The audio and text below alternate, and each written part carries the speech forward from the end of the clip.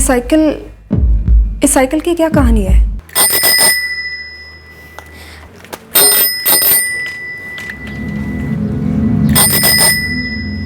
नतू काका, ये वाली। हाँ राखी बेटा, ये वाली सही रहेगी, इसके दाम भी कम है।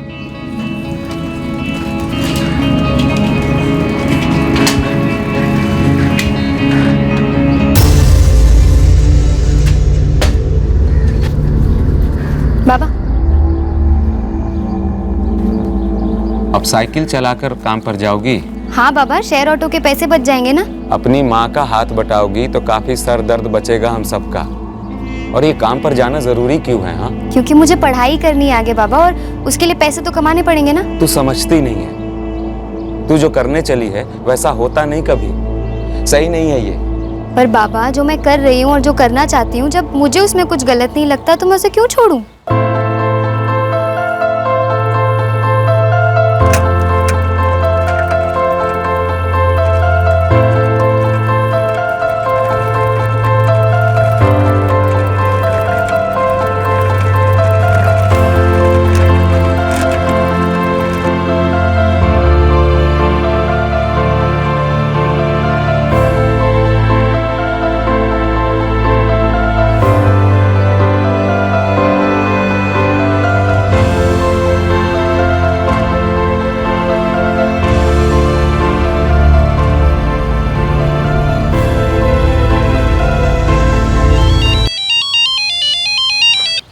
हेलो, विनय जी, रामलाल बोल रहा हूँ। हाँ जी रामलाल जी बोलिए।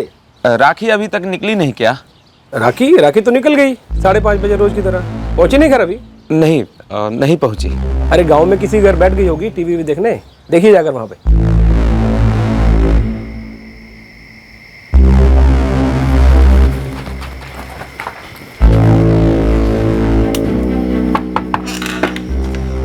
रामलाल जी, शिफा जी, वो राखी आई थी क्या आपके यहाँ टीवी देखने के लिए? बिजली तो अभी 10 मिनट पहले आई है, अभी तक तो टीवी शुरू भी नहीं किया।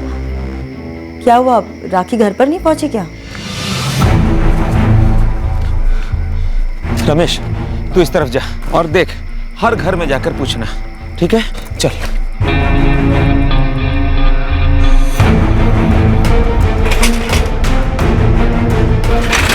जहां तक हो सके देख का था।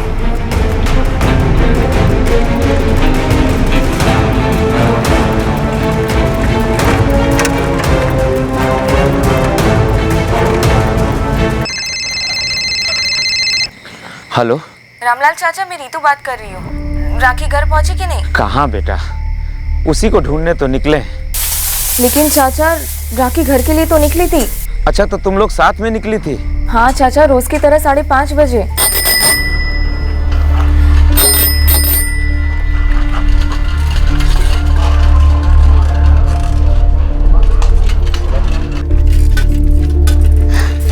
चल राखी, कल मिलते हैं। बाय। मैं अपने गांव की तरफ मुड़ गई थी और राखी अपने चंद्रोन की तरफ। लेकिन नीतू बेटी, राखी तो घर पहुंची ही नहीं, कहीं और जाने की बात कर रही थी क्या? नहीं तो। अच्छा, तो तुमको कैसे पता चला कि राखी घर नहीं पहुंची है? वो विनी मामा ने मुझे फोन किया था, बोले कि राखी अभी तक घर नहीं पहुंची।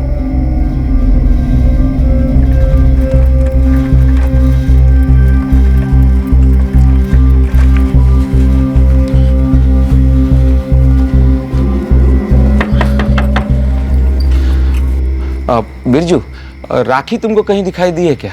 कब रामलाल चाचा? आज शाम 5:30 के आसपास। उसी वक्त विनय जी के दुकान से घर के लिए निकली थी। भोलागंज के रास्ते में कहीं दिखाई दी क्या तुमको? चाचा, आज तो मैं भोलागंज की तरफ गया ही नहीं था। क्यों, क्या हुआ? राखी घर नहीं आई क्या? नहीं आई। उसकी सहेली नीतू कह रही है कि वो चंद्रौनी के लिए ही निकली है। हम तो बहुत दूर तक देखकर चले आए, कहीं दिखाई नहीं दी। चाचा, किसी और दोस्त के घर पर तो नहीं रुक गई? और किसके घर पे रुक सकती है? राखी को मोबाइल नहीं दिया है क्या? नहीं, गांव के हर एक घर में जाकर पूछा, चंद्रौनी स्टेशन पर भी ढूंढा, कहीं नहीं मिली। पर बाबा, दीदी स्टेशन क्यों जाएगी? कहाँ जाने वाली है तुझको बताई थी क्या? नहीं बाबा। बोला था मैंने, इतनी दूर जाकर काम वाम करने जाने की जरूरत नहीं है, पर सुनती नहीं है। बोला था साइकिल वाइकिल मत खरीदो, फिर भी ली। जो मन में आया करती है। कोई सिर्फ अपनी मर्जी की सोचा करे तो दूसरों का क्या हाल होगा? देखिए, मेरे तो हाथ पैर ठंडे पड़ रहे हैं। मेरा माथा गर्म हो रहा है और खून भी खौल रहा है। भूख लगा हुआ है, खाना निकालो। जी, बच्ची अभी तक घर नहीं लौटी है। तो रात भर हम भूखे बैठे, सोए नहीं। कल सारा काम वाम छोड़ छाड़ के उसको फिर से ढूंढने निकलेंगे, ठीक है? रोटी बनाएगी कि नहीं?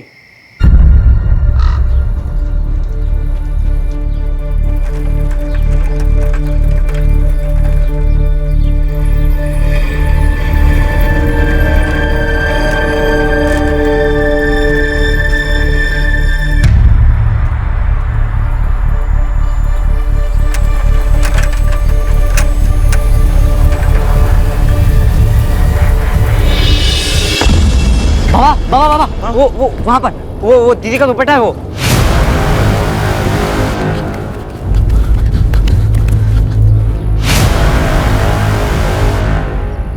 बाबा ये तो दीदी का ही है।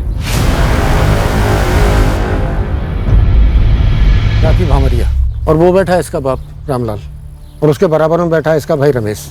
इनको लाश मिली थी। सर, काफी बेरहमी से मारा गया है। सेक्सुअल असॉल्ट हुआ है ऐसा भी लगता है। इसकी साइकिल पास में ही है।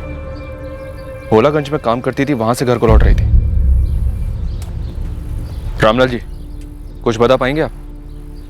सर वो दीदी का दुपट्टा वहां पड़ा है। कहाँ? बड़ी जात वालों में से ही किसी ने ये काम किया होगा साहब। अरे किसी को पता होगा साहब कि गरीब की बेटी भोलागंज में काम करती है, शाम को अकेले लौटती है साइकिल पर।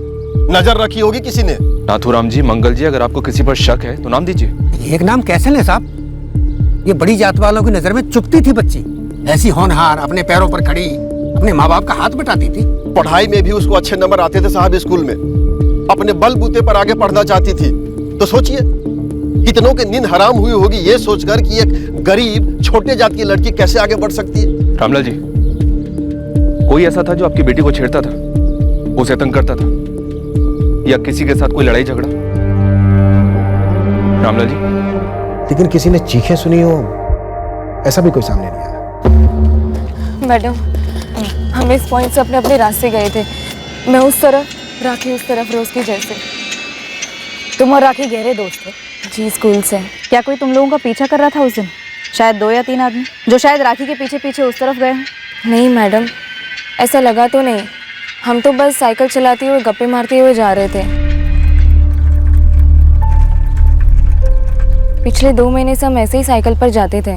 पिछले 2 महीने से?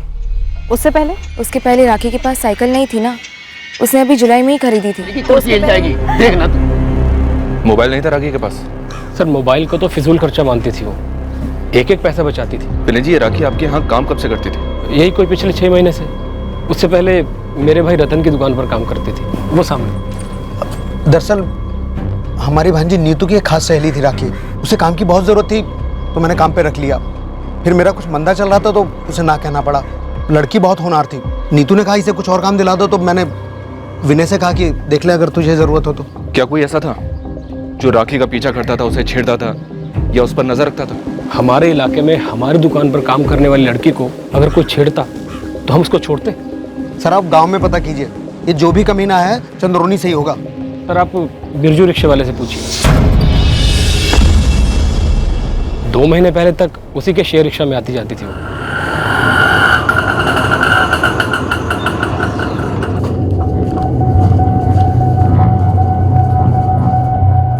पिछले 2 महीने से राखी अकेले साइकिल से चंद्रोनी से भोलागंज आती जाती थी। कौन था जो मौका ढूंढ रहा था? तेरे गांव का था कोई जो राखी के पीछे था? नाम बोल बिरजू। साहब ऐसे पक्का कैसे किसी के बारे में बोल सकता हूँ? तो कच्चा बोलते। किसने बताया कि तू और राखी 12वीं तक एक ही क्लास में थे और 2 महीने पहले तक राखी तेरे ही रिक्शा से आती जाती थी? हाँ साहब, मैं ज्यादा चंद्रोनी और भोलागंज के बीच ही अप डाउन करता हूँ। राखी बहुत होशियार थी, हर चीज में परफेक्ट, एकदम टाइम टू टाइम। सुबह 8 को काम पे निकलती थी, एक दिन 1 मिनट भी लेट नहीं।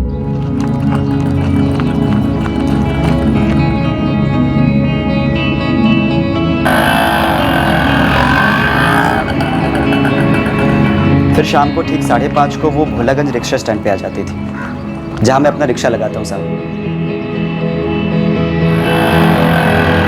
सोचकर ही सुन पड़ जाता हूँ साहब कि राखी के साथ किसी ने ऐसा कुछ कर दिया। किसी पर शक? स्कूल से, गांव से या कहीं और से? या कोई ऐसा जिसने राखी को कभी छेड़ा हो या प्रपोज किया और राखी ने मना कर दिया हो?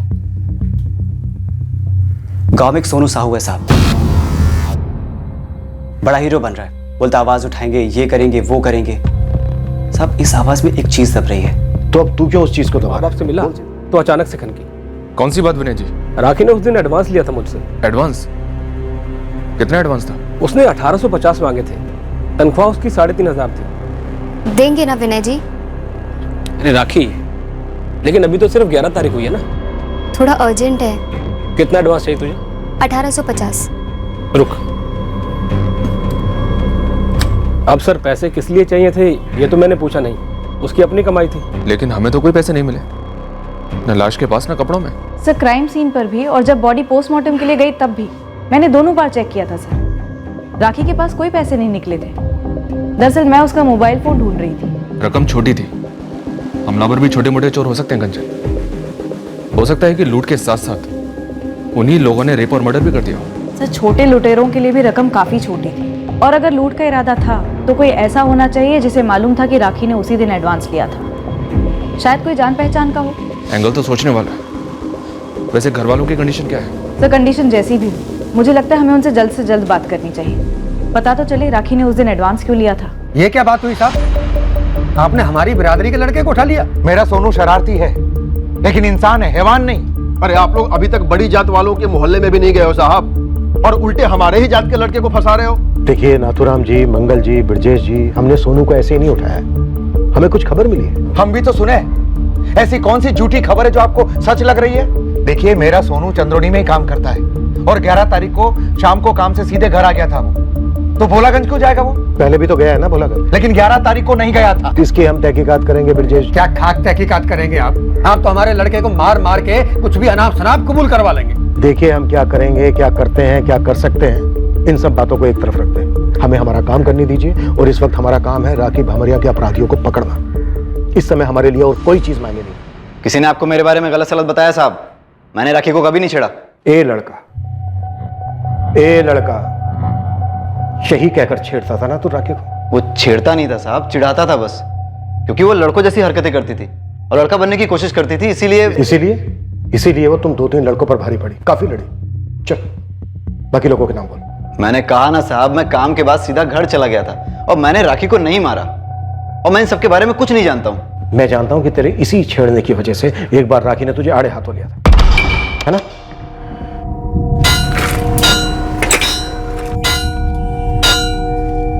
ए सोनू, क्या बोला रे तू? मैंने क्या बोला? अभी जब मैं यहाँ से गुजरी तो तू क्या बोला? मैं यहाँ पे काम कर रहा हूँ, समझी? मैंने क्या बोला तुझे? फट्टू साला, अब बोल क्या बोला? लड़का बोला। ए लड़का, ओए लड़का, खुश? लड़कों जैसी हरकतें तो लड़का ही बोलेगा ना। अरे रे बोल, अब बोल ना। राखी हाथ छोड़। अब क्यों नहीं बोल रहा है? बोल रहा, हाथ छोड़ मेरा। राखी बेटा छोड़ इसे, छोड़। आज के बाद अगर आते जाते फुसफुसाया ना तो ये उंगली नहीं हाथ तोड़ दूंगी। छोड़ इसे, छोड़, इसके मुंह मत लग। चाचा के बोलने पे लिहाज कर रही हूँ, वरना दांत तोड़ देती आज तेरे। चल काम कर। और उस दिन के बाद से उसे चिढ़ाना छोड़ दिया था साहब, राखी की तरफ कभी मुड़कर भी नहीं देखा। पर उसके लिए घात लगाए बैठा रहा, और मौका मिलता ही अपने साथियों के साथ टूट पड़ा उस पर। ले लिया बदला। कैसा बदला साहब, कैसा बदला? मुझे रत्ती भर भी दिलचस्पी नहीं थी उसमें। मुझे तो वो लड़का लगती थी, लड़कों जैसी हरकतें करती थी, और एक नंबर की नकचड़ी और घमंडी लड़की थी वो। आप उसके बाप से क्यों नहीं पूछते? गांव में कितने झगड़े थे उसके, किसी की नहीं सुनती थी वो।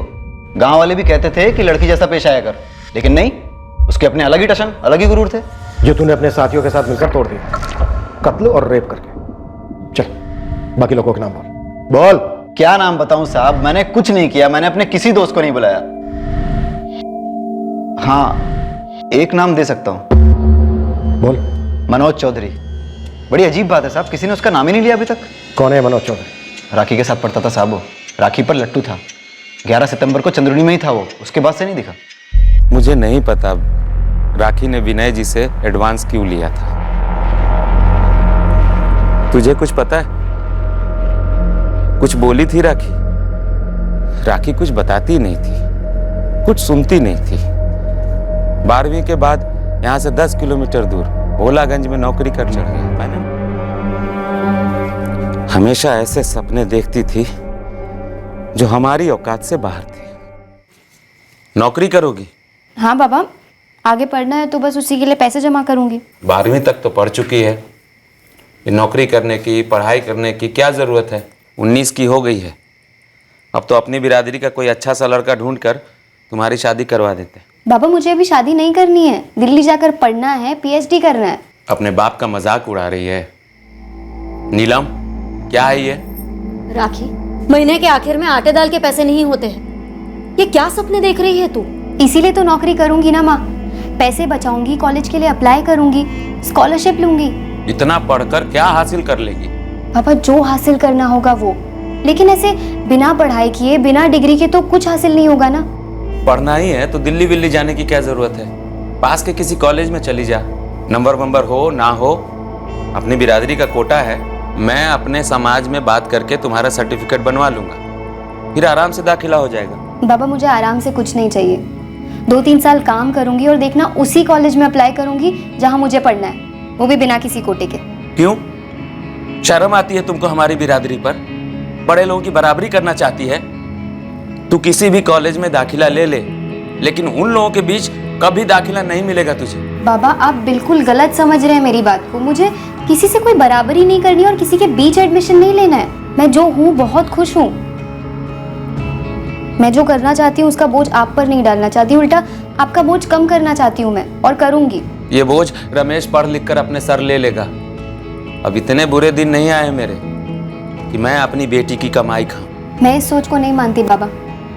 रमेश भी पढ़े, आपका सहारा बने, पर मैं भी तो करना चाहती हूँ। और वैसे नीतू ने मुझे नौकरी दिलवा दी है उसके मामा जी की दुकान पर, भोलागंज में है। 3,500 रुपये पगार मिलेगी, थोड़ा पढ़ाई के लिए बचाऊंगी, बाकी रख दूंगी आपके हाथ में। बताइए क्या गलत है इसमें? मुझे नहीं पता किसे इतनी नफरत थी मेरी बेटी से, किसको उसने इतना गुस्सा दिलाया होगा कि उसके साथ ऐसा किया। मुझे सिर्फ इतना मालूम है कि मेरी बेटी हमेशा अपनी मनमर्जी की करती थी। उसके लिए जो डर लगता था मुझे, उसे न कभी दिखता न सुनाई देता। और ये उसकी माँ, ये भी उसको कुछ नहीं समझा सकी। ये एडवांस लेने के पीछे कोई खास कारण था क्या रामलाल जी? बता शाम को तो जब तुम चुका। लोग घर के लिए निकले थे तब क्या वो पैसे राखी के पास थे? वो मुझे नहीं मालूम मैडम, पर उस दिन राखी खाने पर नहीं आई थी, वरना हम हमेशा दोपहर का खाना साथ में ही खाते थे। वो कहीं गई थी और जब मैं खाना खत्म कर रही थी तभी राखी आई। नीतू ये रे तेरे 350। मैंने मांगी थोड़ी ना थे, बाद में दे देती। पर है तो तेरे ही ना, रख ले। मैंने आज ही विनय जी से ना एडवांस लिया है। मुझे ये नहीं पता था कि राखी ने कितना एडवांस लिया था, बस उसने मेरे 350 रुपये लौटा दिए थे। तुमसे पैसे क्यों लिए थे राखी ने?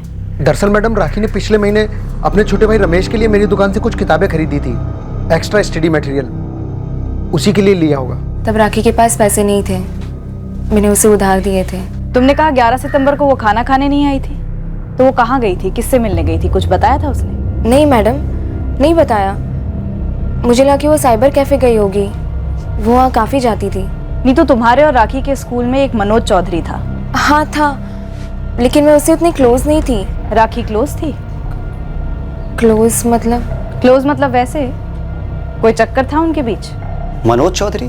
हाँ, सोनू साहू बता रहा था कि मनोज चौधरी तुम लोगों की क्लास में था, तुम्हारी और राखी की 12वीं तक। हाँ साहब बिल्कुल था, लेकिन वो इस हद तक जाएगा ये मेरी समझ में नहीं आ रहा साहब। इस हद तक मतलब किस हद तक? साफ साफ बोल बिरजू। साहब पूरा स्कूल जानता था कि मनोज राखी को पसंद करता है, अब उसने उसको प्रपोज किया हो ये मैं नहीं जानता साहब। हमने सुना है कि 11 सितंबर की शाम तक मनोज चौधरी यहीं था चंद्रोनी में। हाँ साहब, दिल्ली से आया था, मैं भी तो मिला था उससे। अरे हाँ, 11 सितंबर के बाद तो यहाँ दिखा ही नहीं, ये तो मुझे खनका ही नहीं साहब।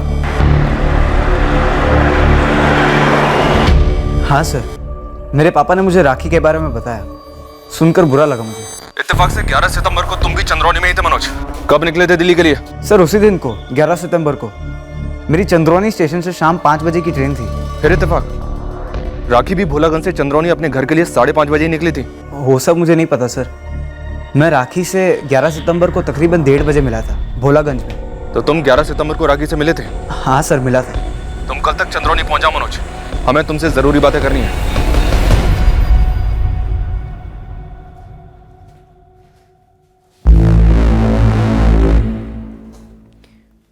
सर राखी जिस साइबर कैफे में अक्सर जाया करती थी वो विनय की दुकान के पास ही है। 11 सितंबर को भी वो वहां गई थी। रजिस्टर में एंट्री है उसकी। राखी के पास फोन नहीं था, शायद इंटरनेट पर वो किसी के टच में हो। सर मैंने साइबर कैफे के मालिक को कहा है राखी कौन सी साइट्स विजिट करती थी उसकी पूरी ऑनलाइन हिस्ट्री निकाले।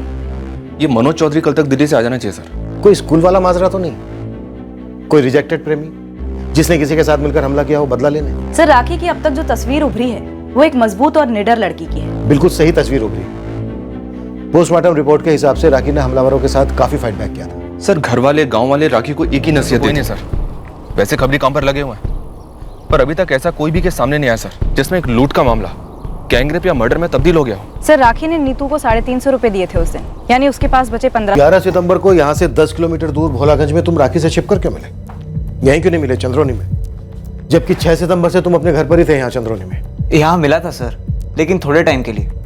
एक्चुअली राखी नहीं चाहती थी कि कोई देखे हमें साथ में, और बेकार में 2 और 2 5 जोड़े। इसीलिए दिल्ली जाने से पहले मैं उसे भोलागंज मिलने गया। मिलने का कारण? राखी को दिल्ली के कॉलेजेस के बारे में कुछ जानकारी चाहिए थी। वो जॉब इसीलिए कर रही थी ताकि वो अपने आगे की पढ़ाई के लिए पैसे जोड़ सके। Thank you.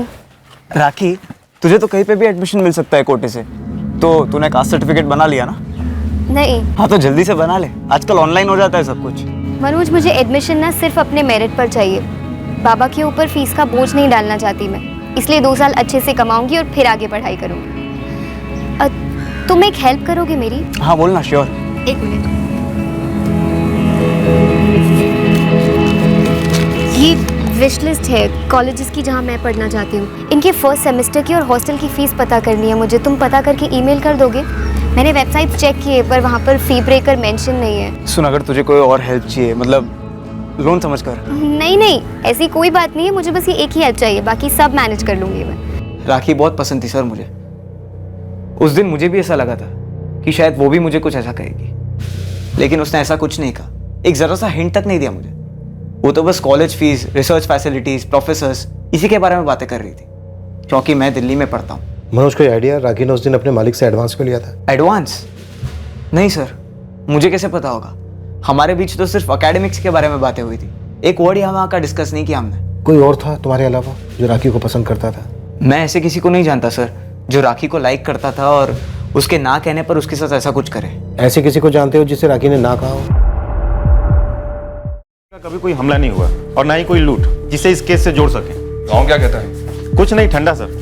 पर हमें कुछ तो चाहिए गुरु। सर मुझे लगता है ये जो लूट वाला एंगल है उसे आप किनारे कर दो। ये कोई करवाया गया मर्डर लगता है। गैंगरेप मत भूल। सर ये कोई पहली बार तो होगा नहीं कि लड़की की सुपारी उठाने वालों ने कॉन्ट्रैक्ट से बाहर जाकर अपनी हवस को पूरा किया।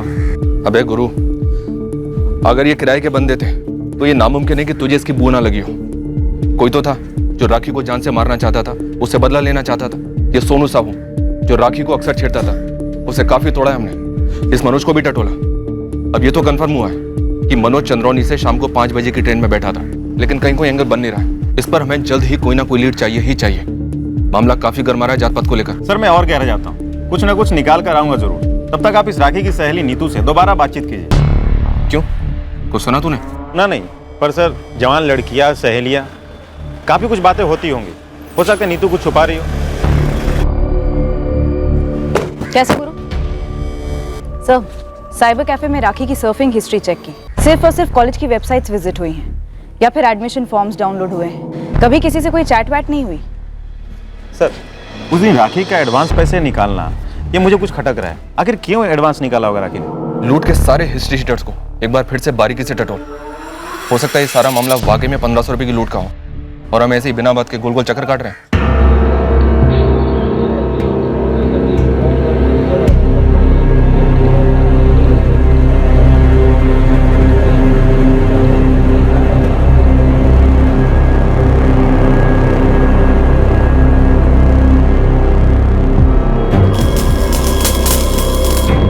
हमने हमारे आदमी लगा दिए थे ये पता लगाने कि ऐसा कौन हो सकता है जिसे राखी से इतनी गहरी नफरत थी। हमने बिरजू को आंखें और कान खुले रखने के लिए कहा था ये पता लगाने कि कौन इस हादसे के बारे में या राखी भामरिया के बारे में कोई भी बात कर रहा है। विनय अग्रवाल जहां राखी काम करती थी वो भी हमारे संदिग्धों की लिस्ट में था, राखी की सहेली नीतू से बार बार पूछताछ की गई, इस उम्मीद से कि वो शायद इस केस पर कोई नई रोशनी डाले। क्राइम सीन लगातार हमारी आंखों के सामने आता रहा। उस जगह पर शायद कुछ ऐसा था जो हमसे नजरअंदाज हुआ था। यह केस अब पूरे राज्य में खलबली मचा रहा था।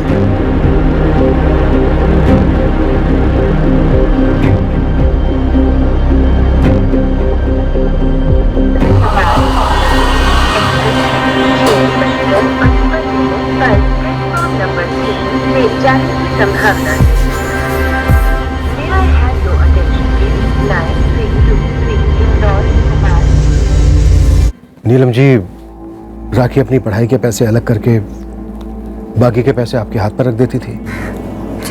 राखी ने कुछ तो बताया होगा इस एडवांस के बारे में। नहीं बताया साहब, लेकिन अगर राखी ने पैसे लिए थे तो किसी जरूरी काम के लिए लिए होंगे। फिजूल खर्ची नहीं करती थी मेरी बच्ची, बोलूं तो भी नए कपड़े नहीं लेती थी, एक शौक पूरा नहीं करती थी। हमें राखी के बारे में अब तक यही पता चला है कि वो काफी होनहार लड़की थी, अपने लिए और घर के लिए कुछ करना चाहती थी। काफी हिम्मत वाली लड़की थी, अपने फैसले खुद लेती थी और उन पर कायम रहती थी। क्या इसी वजह से राखी को मार डाला गया कि वो एक लड़की होने के बावजूद किसी की सुनती नहीं थी? और उतने के लिए सब कोई इतना गलत क्यों करेगा मेरी बेटी के साथ, और फिर जान से मार डालना क्यों?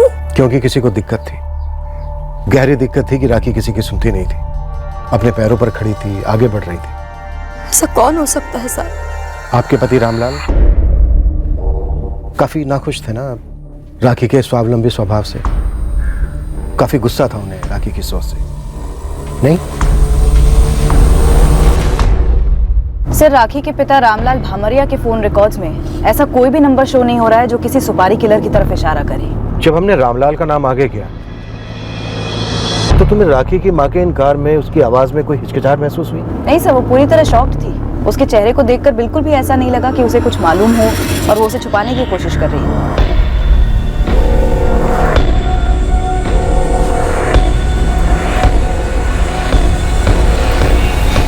और सर, सस्ते से सस्ता सुपारी किलर भी कम से कम 5,000 तो लेगा, जो कि रामलाल के लिए काफी ज्यादा रकम है।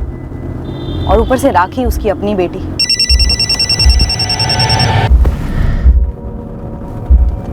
हाँ राठौड़, राखी भामरिया क्राइम सीन पर कल शाम को कुछ हुआ? वैसा ही? जी नहीं सर, हमला हुआ है 2 लोगों पर। कंप्लेंट अभी अभी दर्ज करवाने आए।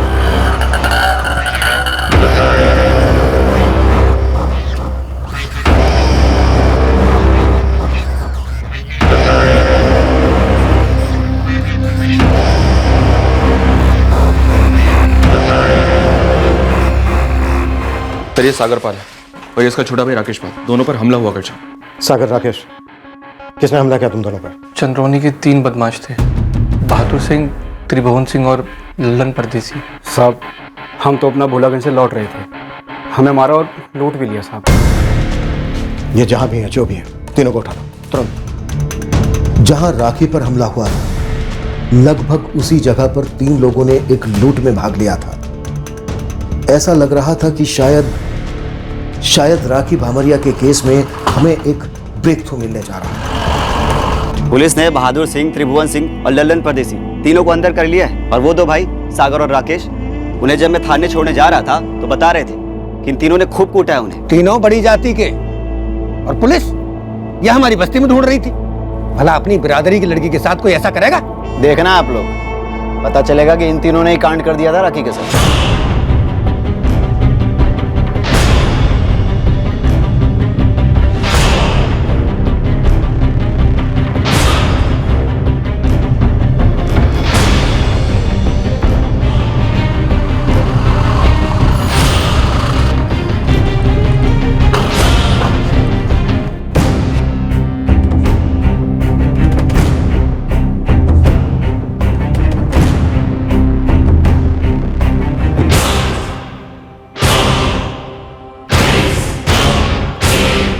अब हमें पता लगने वाला था सागर पाल और राकेश पाल पर हुए हमले के बारे में।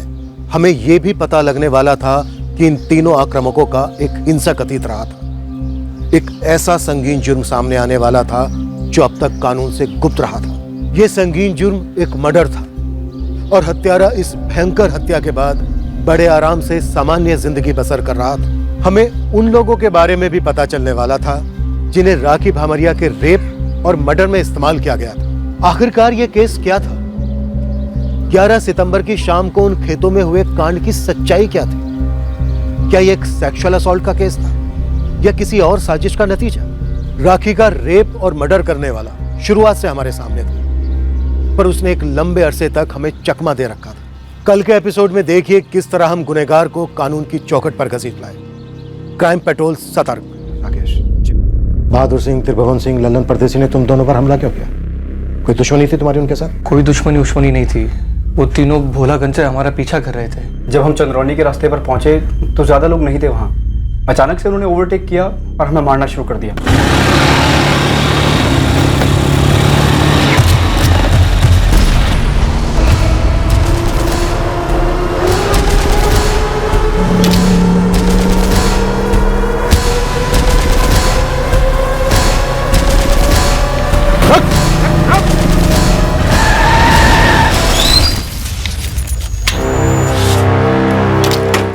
क्या है भाई? चल नीचे उतर। क्या चाहिए भाई तुमको? जब खाली कर। दादागिरी है क्या?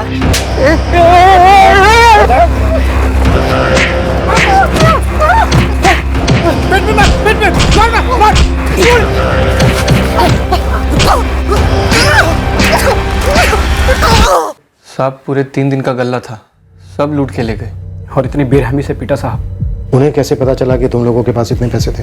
हम क्या जाने साहब। बस ऐसे ही पीछा किया, मारपीट की और पैसे लूट लिए? हाँ साहब, चंद्रोनी के नामचीन बदमाश हैं, सब जानते हैं साहब। हिस्ट्री शीटर्स के राउंड अप के दौरान त्रिभुवन सिंह, बहादुर सिंह, लल्लन परदेसी, इन तीनों का नाम क्यों नहीं आया? आया था सर, लेकिन इन तीनों पर चार्जेस है दुकानदारों को परेशान करने या छोटी मोटी मारपीट करने के। मोलेस्टेशन, सेक्सुअल क्राइम की कोई हिस्ट्री नहीं है, इसलिए राखी के केस के साथ कोई जोड़ नहीं मिल रहा था। अब शायद मिल जाए।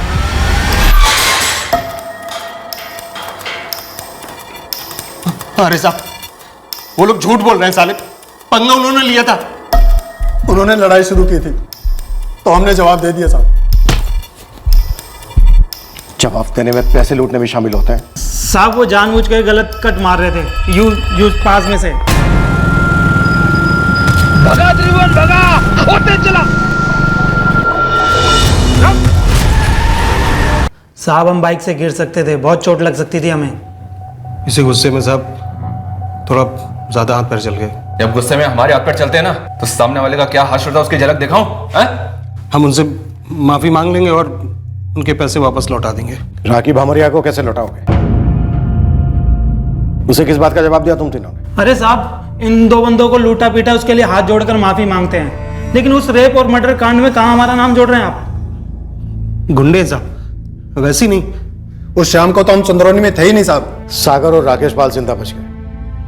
हिम्मत करके उन्होंने शिकायत लिखवाई, पर राखी ने दहाड़ लगाई होगी, बोली होगी कि तुम तीनों को वो छोड़ेगी नहीं, इसलिए उसको वहीं खत्म कर दिया। तुम में से किसी को नहीं छोड़ूंगी मैं, एक एक को देख लूंगी, समझे? नहीं साहब, हम वहां पर थे ही नहीं और ऐसा कुछ भी नहीं हुआ था। फिर क्या हुआ था? साहब हमने उस लड़की के साथ ऐसा कुछ किया ही नहीं, कसम से साहब। हाँ साहब, उस दिन तो हम लोग वहां थे ही नहीं। राखी की लाश से सीमन सैंपल्स मिले हैं 3 आदमियों के, संभाल के रखा हमने। तुम तीनों के साथ मैचिंग की जाएगी, उसके बाद सारा सच अपने आप बाहर। नहीं साहब, ऐसा कुछ भी नहीं हुआ था साहब। आप जबरदस्ती हमें उस कांड में घसीट रहे हैं साहब। साहब हमने पहले ऐसा कोई कांड किया ही नहीं है। अकेली लड़की देखी और झपट पड़े उस पर, उसके बाद जो 1500 रुपए थे वो भी लूट लिए। हमने कुछ नहीं लूटा साहब, हमने कुछ नहीं किया साहब। मौका है तुम तीनों के पास, जो भी सच है बोल दो, नहीं तो हमारा डंडा सच बुलवाएगा, और अगर डंडा सच नहीं बुलवा पाया तो बाकायदा सबूत बोले।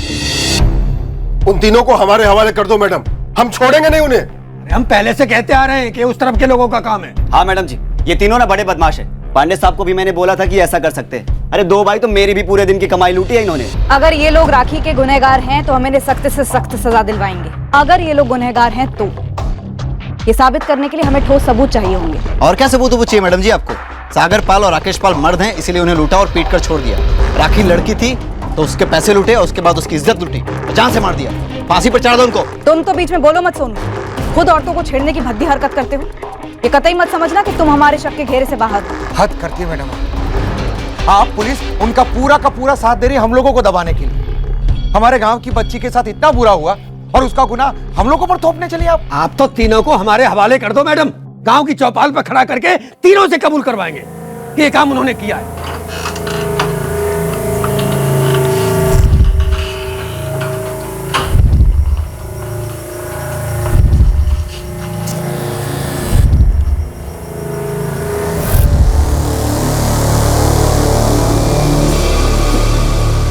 मुझसे पुलिस वाले कुछ पूछ रहे थे उस दिन क्या पूछ रहे थे? कि हमारी बेटी पर ये किसी ने करवाया है। पुलिस पूछ रही थी या कह रही थी? मुझे नहीं पता। ये उन तीनों ने किया है जो पकड़े गए हैं। तुम्हें क्या लगता है मुझे पता होगा?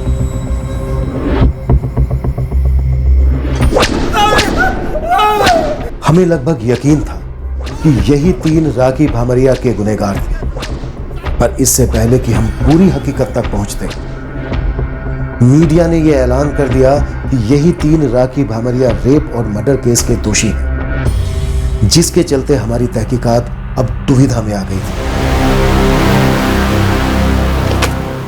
देखा चाचा, सच्चाई दुनिया के सामने आ गई। बेकार में सब मुझ पे ही शक कर रहे थे। भाई ये तो समझे कि इन 3 गुंडों ने ये कांड किया था, लेकिन पुलिस कह रही है राखी 1,500 रुपए लेके निकली थी भोलागंज से। रामलाल भाई और नीलम भाभी को पता ही नहीं था कि इतने पैसे उसने अपने मालिक से क्यों लिए थे। भाई सच कहूँ ना, ये राखी भी कुछ कम नहीं थी। रास्ते में कुछ कहा सुनी हो गई होगी उन बदमाशों से और मुंह फट उन्हें जवाब दे दिया होगा। सही कह रहे हो भैया। उन 3 गुंडों ने 2 बारी मेरे रिक्शा को भी रुका के पैसे मांगे थे, मैंने तो चुपचाप दे दिए। राखी को भी चुपचाप दे देने थे पैसे, तो शायद आज उसके साथ ऐसा नहीं होता। क्या ये कांड उस गर्मा गर्मी का नतीजा था जो उस रास्ते पर शायद राखी और उन 3 हमलावरों के बीच हुआ था? हम इस बारे में अब भी अंधेरे में थे। क्या राखी पर हमला एक सोची समझी साजिश के तहत हुआ था? ये तभी पता चलता जब वो तीनों अपना मुंह खोलते।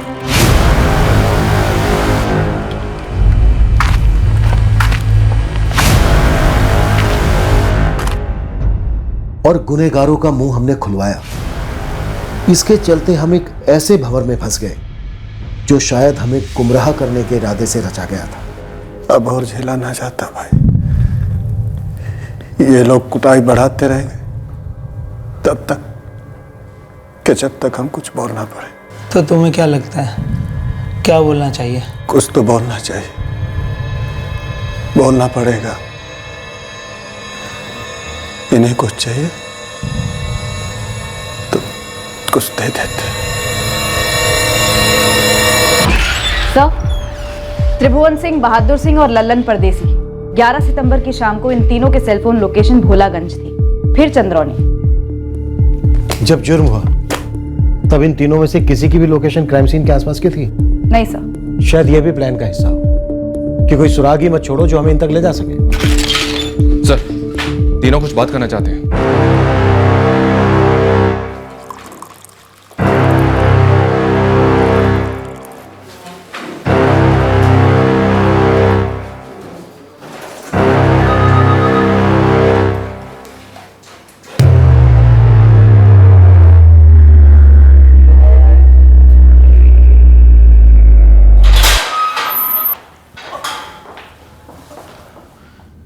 साहब, वो मर्डर के बारे में बताना है। गैंग रेप और मर्डर? सिर्फ मर्डर। मतलब तुम तीनों ने सिर्फ मर्डर किया राखी का, बाकी रेप कोई और 3 बंदों ने किया? नहीं साहब, हम राखी वाले केस की बात नहीं कर रहे। तो फिर किसके मर्डर की बात कर रहे हो? वो गुफरान मिर्जा का साहब। गुफरान मिर्जा कौन है? यही चंद्रौनी का रहने वाला था, किसान था।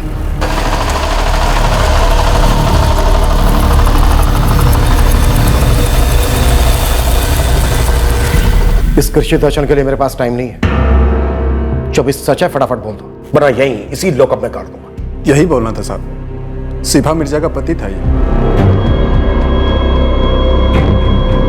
कत्ल हुआ था उसका। कहाँ दर्ज है इस मर्डर की रिपोर्ट? कहीं नहीं, क्योंकि किसी को ये पता ही नहीं चला था कि उसका मर्डर हुआ है। लोगों को पता चला कि गुफरान को दिल का दौरा पड़ा था। तो फिर तुम्हें कैसे पता चला कि उसका मर्डर हुआ था? वो हमने किया था गुफरान का मर्डर।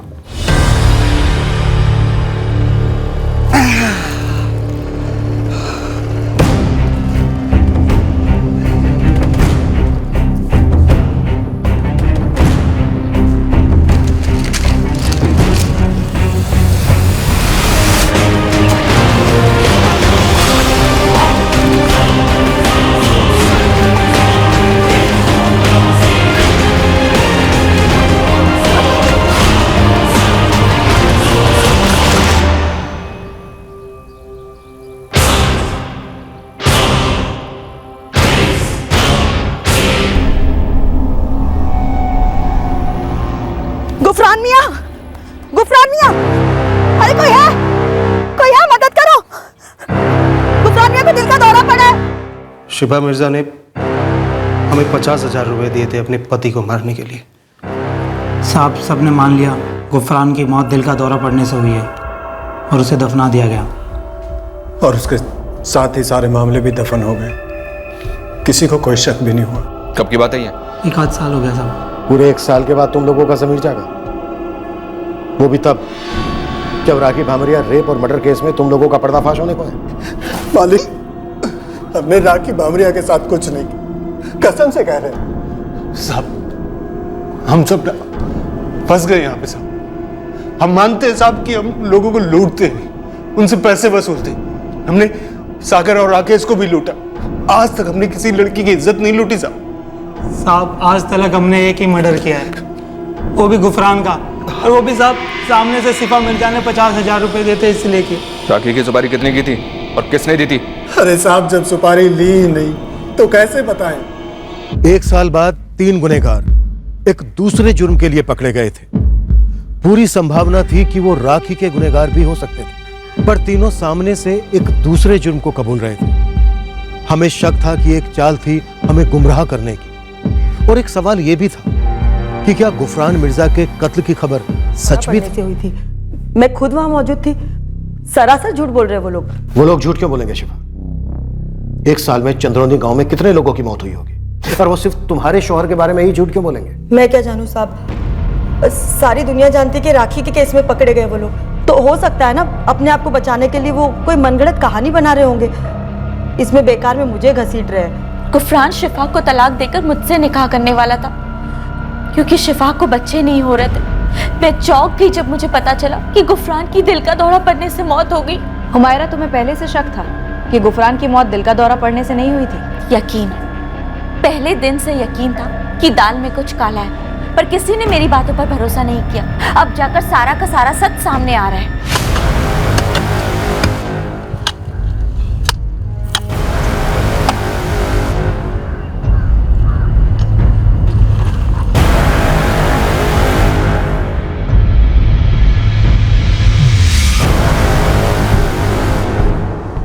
हाँ इंस्पेक्टर, अननेचुरल डेथ थी।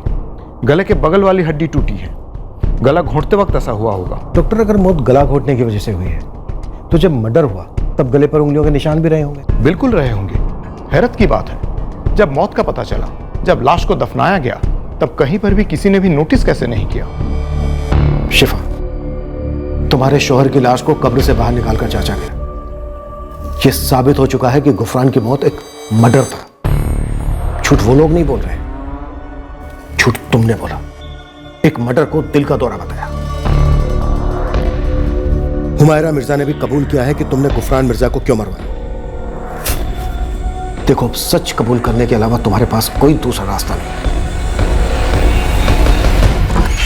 सर, शिफा ने कबूल कर लिया है कि उसी ने बहादुर सिंह, त्रिभुवन सिंह और लल्लन परदेसी को 50,000 रुपए दिए थे अपने पति गुफरान का कत्ल करने के लिए। अब केस बनेगा, FIR दर्ज होगी, चार्जशीट फाइल होगी। पर इन तीनों ने इस गड़े मुर्दे को क्यों उखाड़ा? राखी के केस को दफनाने, उससे बचने। सर, तीनों को काफी तोड़ा, लेकिन तीनों के तीनों उसी बात पर अड़े कि राखी के केस से उनका कुछ लेना देना नहीं है। सर, मुझे लगता है कि वो लोग जानते हैं कि गुफरान मर्डर केस में उन्हें जो सजा हो सकती है उससे कहीं ज्यादा कड़ी सजा उन्हें राखी रेप और मर्डर केस में होगी, क्योंकि ये केस आजकल इतनी चर्चा में जो है। शायद इसलिए गुफरान वाला केस हमें परोस दिया। सोचा होगा 1 साल पुराने केस में सबूत जुटाने में समय लगेगा, तब तक कोर्ट में बेल होती रहेगी और फिर पैतरा बदल कर निकल जाएंगे। काफी शातिर गेम खेल रहे हैं सर ये तीनों। जल्दी हमें इन तीनों को अदालत में पेश करना होगा, और चूंकि राखी के केस में हमारे पास कोई ठोस सबूत नहीं है इनके खिलाफ, पूरे चांसेस हैं कि गुफरान मिर्जा के केस में उन्हें जुडिशियल कस्टडी में भेज दिया जाए। फिर राखी के रेप और मर्डर केस में इन तीनों से पूछताछ करने के लिए इनकी दोबारा कस्टडी हम किस बेसिस पे मांगे? काफी शातिर चाल है। अगर देखा जाए तो गुफरान मिर्जा के केस में उसकी पत्नी शिफा ने उसके कत्ल की सुपारी इन तीनों को दी थी। हो सकता है सर राखी के केस में भी ऐसा ही कुछ हुआ। अगर वाकई में ऐसा है तो हमारे पास एक ही संदिग्ध है जिसके पास कारण था राखी को मारने का। शायद वो खुद नहीं कर पाए, इसलिए सुपारी उसने इन तीनों को दे दी।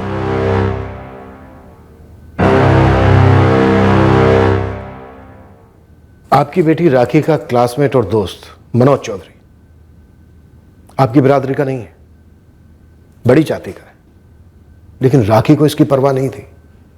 राखी और मनोज दोस्त थे। पिता के तौर पर काफी मुश्किल रहा होगा आपके लिए बेटी का इतने आजाद ख्यालात का होना, अपने फैसले खुद करना, फिर चाहे वो नौकरी करना हो, साइकिल खरीदना हो, या साइकिल चलाकर 10 किलोमीटर दूर नौकरी पर जाना, या फिर आगे की पढ़ाई के लिए दिल्ली जाने जितना बड़ा फैसला लेना। राखी सबके खिलाफ जाकर समाज के सभी दायरे तोड़कर आगे बढ़ रही थी। ये बात चुभती तो होगी आपको। कुछ बातें चुभती थी साहब, बहुत चुभती थी। समाज में बेटे से ही सारी उम्मीदें की जाती है, आपको भी होंगी अपने बेटे से। पर जब राखी पैदा हुई तब आपने सोचा भी होगा कि काश पहला बच्चा लड़का होता। राखी पर लगाम लगाना काफी मुश्किल हो गया था आपके लिए, सही बात है ना रामलाल जी? अपनी लगाम वो खुद अपने हाथ में पकड़ के रखती थी साहब।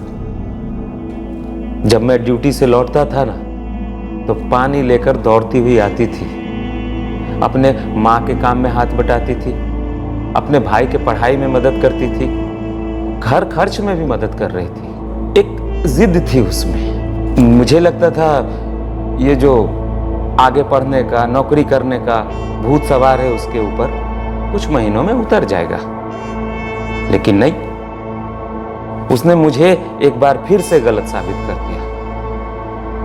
राखी मेरे जैसी नहीं थी साहब। मैं तो ये सोचकर बड़ा हुआ हूं कि मैं किसी की बराबरी नहीं कर सकता, या तो बड़े लोगों की मदद मिले या फिर सरकार की।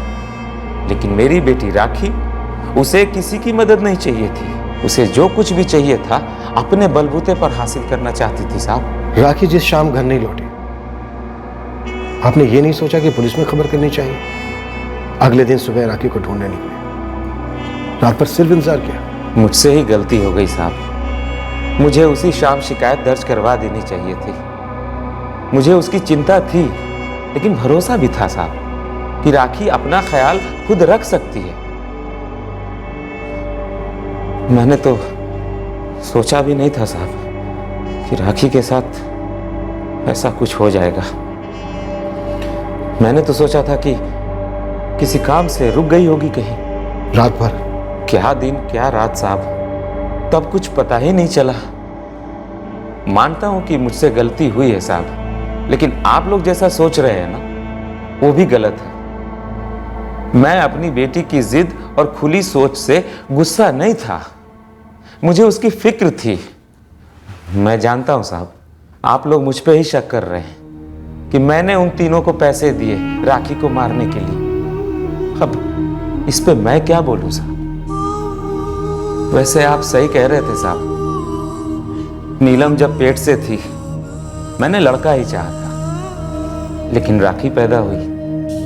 राखी के पैदा होने से मैं दुखी नहीं हुआ था साहब। वो मेरा खून थी, मेरी अपनी बेटी थी वो, और मैं अपनी बेटी राखी के लिए इंसाफ चाहता हूं साहब।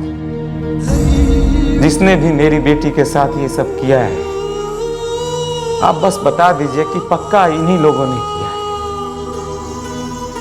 अकेले सबको मार डालूंगा साहब,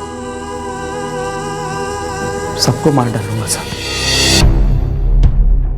हमारी टीम को नाकाम बताकर इस केस से निकालने की मांग के मचे शोर के बीच हमने हमारे तीनों मुख्य संदिग्ध त्रिभुवन सिंह, बहादुर सिंह और लल्लन परदेसी के बाकायदा परमिशन लेकर पॉलीग्राफ टेस्ट करवाया।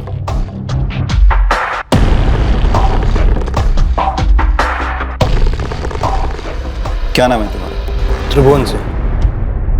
अब तक कितने लोगों को लूटा है तुमने? यही 10-12 लोगों। गुफरान मिर्जा का खून किसने किया? तुमने? हाँ। और राखी भामरिया का रेप और मर्डर किसने किया? तुमने?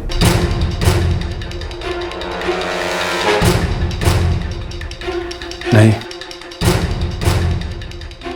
क्या राखी भामरिया का रेप और मर्डर लल्लन परदेसी और बहादुर सिंह ने किया? नहीं। हमें सच की उस एक किरण की तलाश थी जो हमें इन तीनों के खिलाफ तहकीकात आगे बढ़ाने की राह दिखाती। सवाल पर डगमगाए नहीं।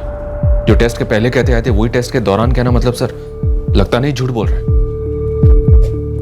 पूरे 1 साल तक कत्ल के राज को दबाए बैठे थे और जब राखी भामरिया केस में फंसने वाले थे तो ऐन मौके पर आकर उगल दिया।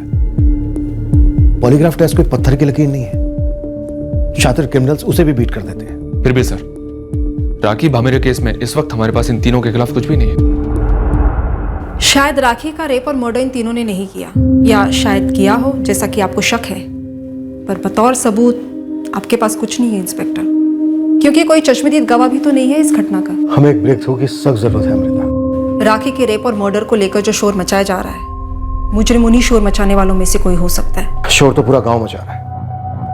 कल रास्ता रोको मुहिम छेड़ दी थी, आज असेंबली के बाहर धरना दे रहे हैं। केस को हमसे लेकर सीबीआई को सौंपने की मांग कर रहे हैं। ये सोनू साहू हमारा सबसे पहला सस्पेक्ट था। ईव टीजिंग की हिस्ट्री रही है, पर राखी के केस में कुछ मिला नहीं था इसके खिलाफ। फिर भी हमारी रडार से बाहर नहीं है। गवाह ढूंढिए इंस्पेक्टर, कोई चश्मदीद गवाह। कोई गवाही तो नहीं है अमृता। ये कहिए कोई सामने नहीं आया है, पर होगा जरूर। अब ऐसे ही तो किसी को नहीं धर सकते, कोई तो लीड होनी चाहिए इसके लिए। इंस्पेक्टर, मैंने इस केस को थॉरली स्टडी किया है।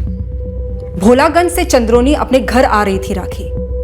चंद्रोनी में रेलवे स्टेशन है। भोलागंज से कई लोग चंद्रोनी स्टेशन आते हैं मिठीपुर जाने के लिए, जहां काफी सारी छोटी बड़ी फैक्ट्रीज हैं। राखी 5:30 बजे भोलागंज में अपनी दुकान से निकलती है अपने घर जाने के लिए अपनी सहेली नीतू के साथ। यहां दुकान से इस पॉइंट तक करीब 20-25 मिनट लगे होंगे उन्हें साइकिल पर, जहां से दोनों अलग अलग होती हैं अपने अपने घर जाने के लिए। इस पॉइंट से क्राइम सीन तक करीब 25-30 मिनट लगे होंगे उसे साइकिल पर। राखी अकेली साइकिल चलाती हुई इस पॉइंट तक पहुंचती है।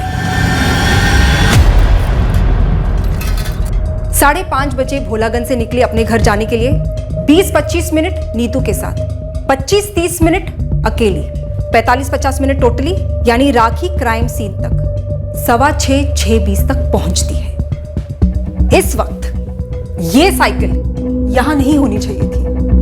साइकिल को यहां होना चाहिए था, रोड पर।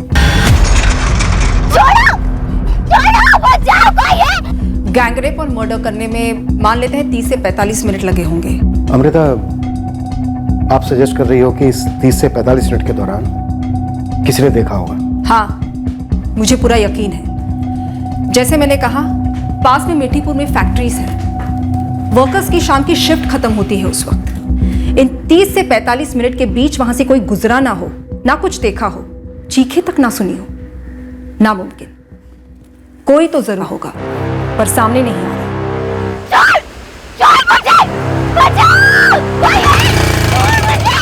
फिर सिर्फ एक ही क्यों? एक से ज्यादा लोग हो सकते हैं जिन्होंने देखा हो, सुना हो, पर रिपोर्ट नहीं की। पर आपको उनमें से किसी एक को ढूंढ निकालना है इंस्पेक्टर। चंद्रोनी स्टेशन पर रुकने वाली ट्रेन के टाइमिंग चेक कीजिए। कौन सी ट्रेन कहां से आती है और इस टाइम के आसपास वहां रुकती है। भोलागंज से कौन रेगुलर अप डाउन करता है जो इन 45 मिनट के बीच चंद्रोनी और भोलागंज के रास्ते से रोजाना गुजरता होगा।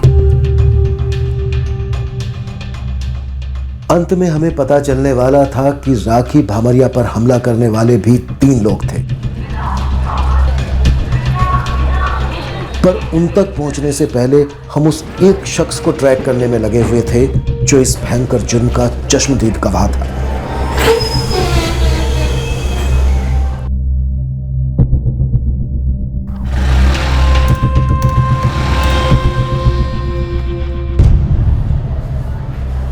हमारे रडार में कई लोग आ रहे थे।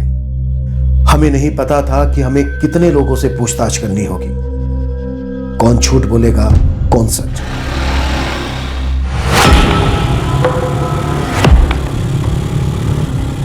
आखिर में एक ऐसा शख्स सामने आया जिस पर हमारी शक की सुई टिक गई।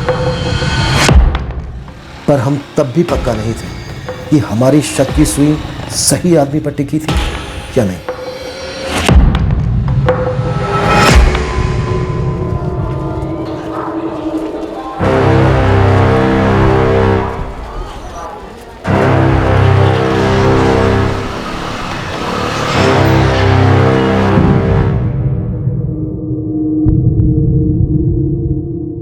आप लोग क्या जानना चाहते हैं मुझसे?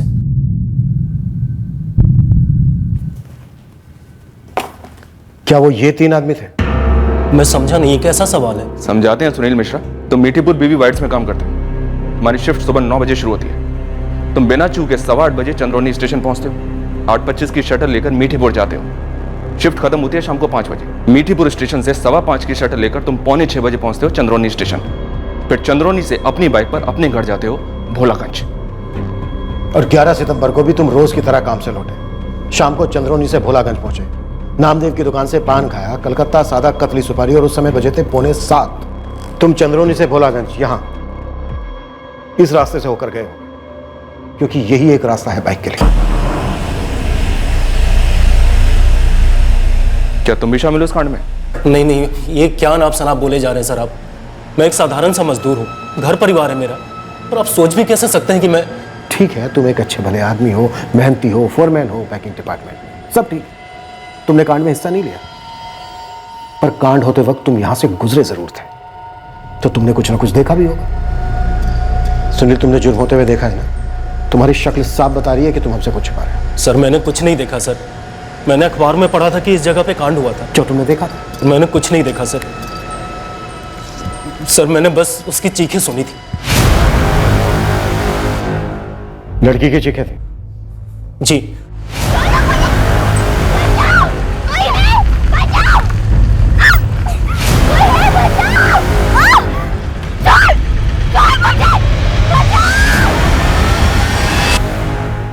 मैंने उसकी चीखें सुनी, समझ नहीं आ रहा था क्या करूं क्या नहीं। मैंने उसकी साइकिल भी देखी, रास्ते पर पड़ी थी। डर गया था। खेतों में से चीखने की आवाजें आ रही थी। मुझे पता नहीं था कितने लोग होंगे। सर मैं बहुत ज्यादा डर गया था सर, और भाग गया वहां से। साइकिल रास्ते से लगकर पड़ी हुई थी? जी। क्या वो ये साइकिल थी? जी यही थी। दिखाओ, कहां पड़ी हुई थी साइकिल? सर यहाँ पर। कितने लोग थे वहां? तुमने देखा उन्हें? सर मैंने किसी को नहीं देखा सर। एक दिन बाद अखबार में पढ़ा, मुझे बहुत शर्म महसूस हुई। कुछ नहीं कर सका। कम से कम आप लोगों को फोन कर देना चाहिए था। सर लानत है मुझ पे। पछताने के लिए अब काफी देर हो चुकी है सुनील। अब बस तुम इतना बता दो कि कौन लोग थे। क्या वो ये तीनों थे? सर मैंने किसी को देखा ही नहीं, तो कैसे बताऊं? जैसा कि मैंने कहा था, साइकिल को रोड से उठाकर खेतों के अंदर क्राइम सीन पर रखा गया होगा, लाश के पास। ये इस मकसद से किया होगा कि रात को रोड पर अप डाउन करने वाले किसी की नजर में ना आए, और अगले दिन सुबह आसपास के खेत मजदूरों के आने तक इस कांड की खबर किसी को ना हो। अगले दिन खेतों पर मजदूरों के पहुंचने से पहले ही राखी के पिता रामलाल और उसका छोटा भाई रमेश पहुंच गए थे। अगर साइकिल रोड पर ही पड़ी रहती रात भर, तो वो रात को ही रामलाल भामरिया की नजर में आ गई होती। मैंने उसके स्टेटमेंट में पढ़ा है कि वो रात को अपनी बेटी राखी को ढूंढने के लिए निकला था। हमने रामलाल को संदिग्धों की लिस्ट से लगभग निकाली थी आपने। तो फिर रामलाल से दोबारा क्वेश्चनिंग कीजिए इंस्पेक्टर। पूछिए उससे कि जब वो अपनी बेटी की खोज में निकला था, क्या रास्ते में उसे कोई मिला था? क्या उसने किसी से पूछा था राखी या उसके साइकिल के बारे में? जब मैं यहाँ पहुंचा अंधेरा हो चुका था, 7 साढ़े 7 बज चुके थे। रास्ते में मैं किसी से नहीं मिला। जब आप ढूंढने निकले थे तब आपने सबसे पहले किससे पूछा था राखी के बारे में? मैडम जैसा कि मैंने आपको पहले भी बताया है कि मैं सबसे पहले शिफा मिर्जा के घर गया। सोचा राखी वहाँ टीवी शीवी देखती होगी। नहीं, आपने कहा था कि आप 8:30 बजे तक राखी को ढूंढ रहे थे। अब आप हमें ये बताइए कि जब आप राखी को रोड पर ढूंढ रहे थे तो सबसे पहले आपने किससे पूछा था राखी के बारे में? पूछता किससे साहब, रोड पर एक आदमी नहीं था। फिर मैं चंद्रौनी स्टेशन गया, वहां पर मैंने विरजू के रिक्शा को जाते देखा।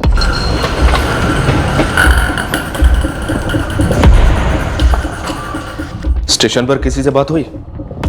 हाँ, स्टेशन पर अपने गांव का कैलाश बोझी मिला था। कैलाश, राखी को कहीं देखे क्या?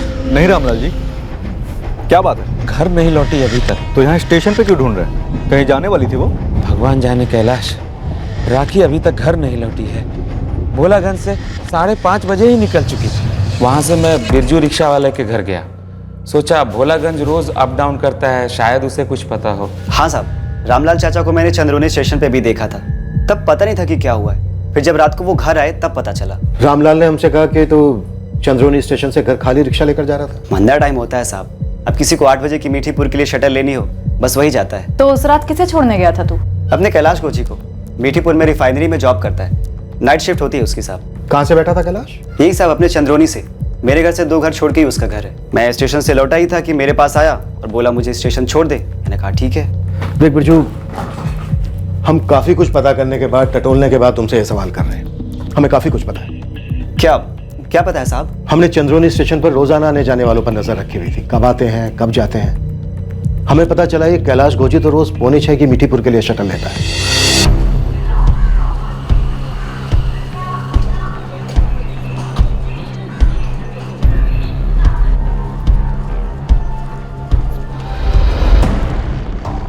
फिर 11 सितंबर को कैलाश गोजी लेट क्यों निकला? साहब मैं क्या जानूं, अब कैलाश को ही पूछिए ना। ठीक है, कैलाश से ही पूछते हैं। तो साहब मैं निकलूं, मेरी सवारी का टाइम हो रहा है। नहीं, थोड़ी देर रुक बिरजू। तूने काफी मदद की है हमारी, थोड़ी और कर, शायद तेरी जरूरत पड़ जाए। बाहर बैठ, कुछ खा पी, हम कैलाश को उठाते हैं।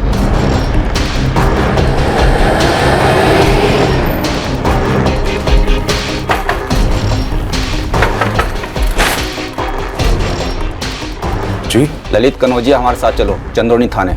लेकिन क्यों? 11 सितंबर के बारे में बात करनी है। साहब वो दरअसल मेरी तबीयत खराब थी और उस दिन जाने का प्लान भी नहीं था। फिर सोचा कि अगर नहीं गया तो मालिक मचमच करेगा और एक दिन का पगार भी काट लेगा। तो लेट से ही सही, लेकिन मैं गया। तो तूने 8 बजे की मीठीपुर के लिए शटल ली चंद्रोनी स्टेशन से? जी, और तभी रामलाल जी भी मिले मुझे स्टेशन पे। ये हम जानते हैं, पर तू ये नहीं जानता कि हम और भी कुछ जानते हैं। क्या साहब? तू तो रोज 5:45 बजे की शटल लेता है ना चंद्रोनी स्टेशन से। जी मैडम। पर तू रोज बिरजू का रिक्शा तो नहीं करता। चंद्रौनी गांव के मोड़ पर अपने दोस्त का इंतजार करता है, भोलागंज वाले दोस्त का, जो तुझे पिक करता है। फिर तुम दोनों एक साथ चंद्रौनी स्टेशन से 5:45 बजे की शटल लेते हो, है ना? जी मैडम। फिर ऐसा क्या इत्तेफाक हुआ 11 सितंबर की शाम को कि तू लेट निकला काम पर, तेरा दोस्त भी लेट निकला काम पर, फिर तुम दोनों एक साथ स्टेशन पर मिले और एक ही शटल ली, 8 बजे वाली।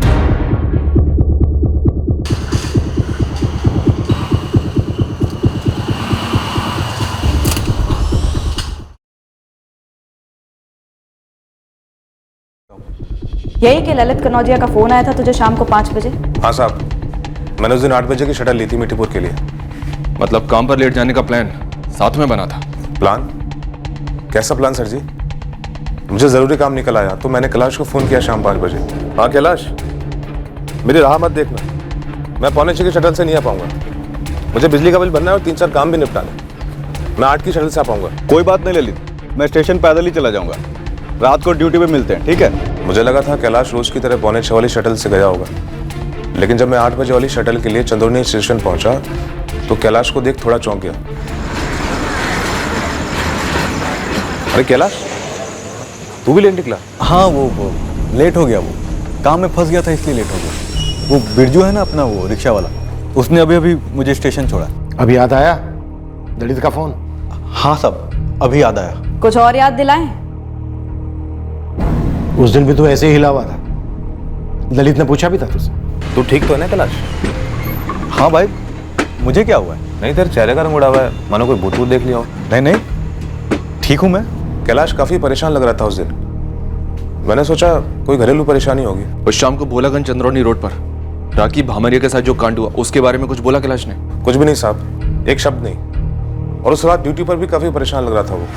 जब उल्टा लटका कर डंडे मारेंगे ना तो झेल नहीं पाएगा, हड्डियां टूटेंगी तेरी। जिंदगी भर के लिए खाट पकड़ सकता है, मौत से बदतर जिंदगी होगी तेरी। वो मैं सब।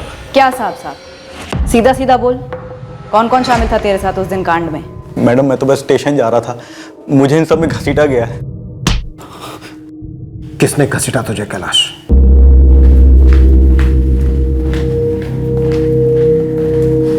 मैडम जी अभी बहुत देरी हो रही है, मेरी सवारियां छूट जाएंगी। अब तो तेरी सवारी हमेशा के लिए छूटी, समझ बिरजू। मैडम मैं कुछ समझा नहीं। समझे तो हम नहीं, तुझे चोर को ही खबरी बनाने की गलती कर बैठे। साहब अब कहाँ उस झूठे कैलाश की बातों में आ रहे हैं? चल। कैलाश झूठ बोल सकता है बिरजू, इसलिए हमने तेरे इस कांड के तीसरे साथी को भी खोज निकाला। उसके सामने तो तू ये नहीं कह पाएगा कि वो भी झूठ बोल रहा है।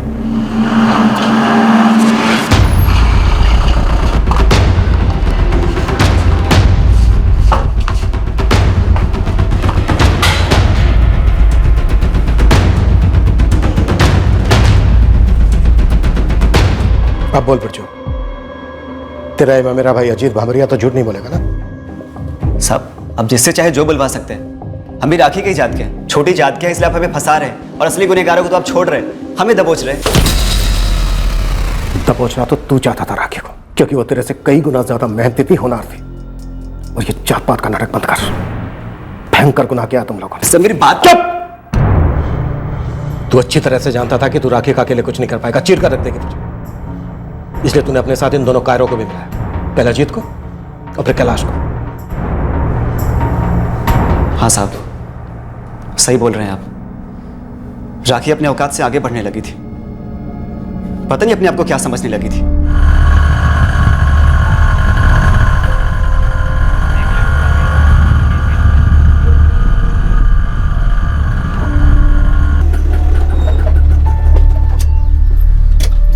क्या हुआ बिरजू, रिक्शा क्यों रोक दी तूने? राखी आज मैंने जानबूझकर सवारी नहीं बिठाई। क्यों? बात करनी थी तुमसे। अच्छा जो भी है जल्दी बोलो, मुझे ना देरी हो रही है। स्कूल में मैंने तुम्हें बताया था कि मैं तुम्हें पसंद करता हूँ। और मैंने भी तुझे बताया था ना बिरजू कि मुझे तुझमें कोई दिलचस्पी नहीं है। पर क्यों, क्या खराबी है मुझमें? हाँ एक ही जात के हैं और अच्छा खासा कमा भी लेता हूँ, खुश रखूंगा तुम्हें। मैं वैसे ही बहुत खुश हूँ, तू रिक्शा चालू कर। देख राखी इतना हवा में मत उड़, और ये तू डिग्री वगैरह ले भी लेगी ना तो अभी दूसरे जात के लड़के मुड़ के नहीं देखेंगे। तू भी मत देखना, मुड़कर आगे देख और रिक्शा चला। बोला ना मैंने देर हो रही है मुझे। इस गुरूर के चक्कर में देर ना हो जाए, पता चला कहीं और मैं किसी के साथ सेटल हो गया और तेरी किस्मत में अपनी बिरादरी का कोई बुढ़ा काका आ जाए। मतलब तू नहीं चलेगा? मैं जा रही हूँ। राखी राखी सुन, कल तक सोच समझ के जवाब दे देना, ठीक है? रामलाल चाचा से बात करने आएंगे मेरे माँ बाबा। अरे राखी रुक तो, अरे 10 किलोमीटर चल के जाएगी क्या? आजा छोड़ देता हूँ। लेकिन सिर्फ रिक्शा चलेगा, तेरी जुबान नहीं, समझा? समझा। मैंने राखी को कभी गंदी नजर से नहीं देखा साहब, दिल से प्यार किया। शादी के लिए पूछा था, शादी के लिए साहब, लेकिन वो नक्चढ़ी, इतना गुरूर था उसको, घुस गई बात दिमाग में कीड़े की तरह कि गुरूर तोड़ना है साली का। समझना था उसको कि लड़की है, लड़की की तरह रहना सीखे।